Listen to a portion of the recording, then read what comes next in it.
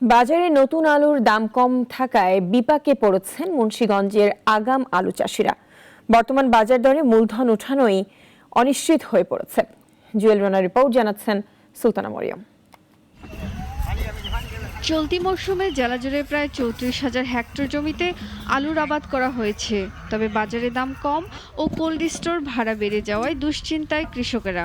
আলু বেশি হয়েছে, দাম কম, যে দাম আছে এটা যদি থাকে মনে করে আলুর দাম মানুষের কিস্ত একটু কাকার ভিতরে পড়ে যাবো। দাম আলুর অনেক দাম কম, মানুষ অনেক পেরেশানির ভিতরে আছে।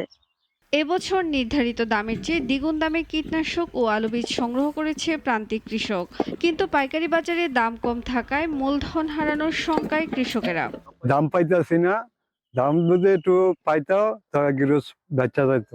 অনেক টাকা খরচ আছে, বুঝছেন, বহু টাকা খরচ, সেগুলো কিছু পাইব না টাকা। সরকারিভাবে আলু ক্রয় করে সংরক্ষণের আশ্বাস স্থানীয় কৃষি সম্প্রসারণ অধিদপ্তরের উপপরিচালকের। একটা লিখিত প্রস্তাবনা আমি প্রেরণ করছি। আমার প্রস্তাবনাতে আছে হলো, যদি সরকারিভাবে আলু ক্রয় করে আসলে আমরা সংরক্ষণ করতে পারি তাহলে হয়তো বাজার মূল্যের উপরে একটা ভালো প্রভাব পড়বে এবং আমার কৃষকরা আসলে ন্যায্য দামে প্রাপ্তিতে মানে ভালো একটা ভূমিকা রাখবে। ভবিষ্যতে আলু উৎপাদনের সংকট দূর করতে সরকারি সহায়তা ও ন্যায্য মূল্যের প্রত্যাশায় দিন গুনছেন চাষিরা। সুলতানা মরিয়ম, নাগরিক। কোটি মানুষের আস্থার ভালোবাসায় 11 বারের মতো দেশের 1 নম্বর রেফ্রিজারেটর ব্র্যান্ড ওয়ালটন।